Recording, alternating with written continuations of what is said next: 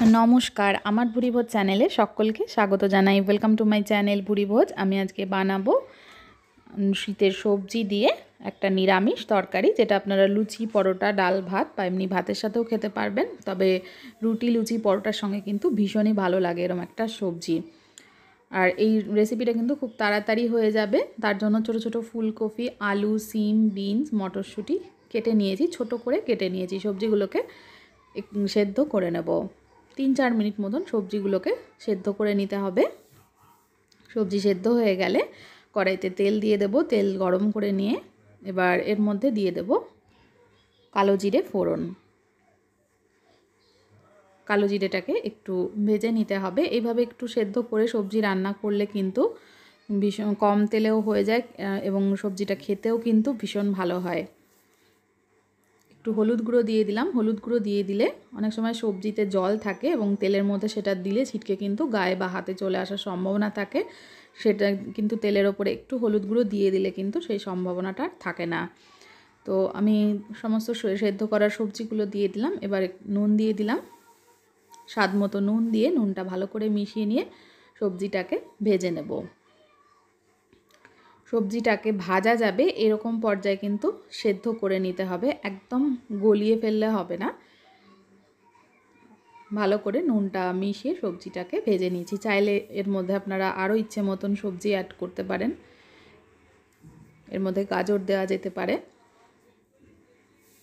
একটু জায়গা করে নিলাম। 3-4 মিনিট ভেজে নেওয়ার পরে সবজি সরিয়ে মাঝখানে একটু জায়গা করে নিলাম। এর মধ্যে আমি দিয়ে দেব সামান্য পরিমাণে একটু হিং। হিং কিন্তু নিরামিষ ভোজীদের জন্য ভীষণ ভালো। হিঙে কিন্তু হজম ভালো করায় আমাদের, আর হিঙের পেঁয়াজের বিকল্প রূপে কাজ করে হিং। যে কোনো তরকারিতে, নিরামিষ তরকারিতে কিন্তু হিং দিলে ভীষণ ভালো একটা ফ্লেভার আসে। হিংটাকে ভালো করে মিশিয়ে নিচ্ছি। ভালো করে মিশিয়ে আরও 1-1.5 মিনিট মতন সবজিগুলোকে ভেজে নিতে হবে। এই সবজিটার মধ্যে কিন্তু কোনো জল পড়বে না, যেহেতু আমি এটা সেদ্ধ করে নিয়েছি আগেই।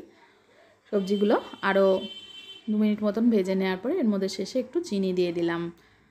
চিনিটাকে একটু ভালো করে মিশিয়ে নেব। চিনিটা ভালো করে মেশানো হয়ে গেলে এর মধ্যে দিয়ে দেব গোলমরিচের গুঁড়ো। চাইলে আপনারা প্রথমে সবজি ভাজার সময় কাঁচা লঙ্কা কুচিয়েও দিতে পারেন, তবে আমি গোলমরিচটা ব্যবহার করলাম। গোলমরিচের একটা কিন্তু আলাদা ফ্লেভার আসে, আর শীতকালে সর্দি কাশির জন্য গোলমরিচ কিন্তু ভীষণই ভালো একটা মশলা, ভীষণ উপকারী। তো আমি গোলমরিচের গুঁড়োটা অ্যাড করলাম। চাইলে আপনারা কাঁচা লঙ্কা কুচোনো বা বাটারও ইউজ করতে পারেন, অথবা দুটোর ব্যবহারও করতে পারেন। গোলমরিচটা মেশানো হয়ে গেলে এবার একদম শেষে দিয়ে দেব ধনেপাতা কুচোনো।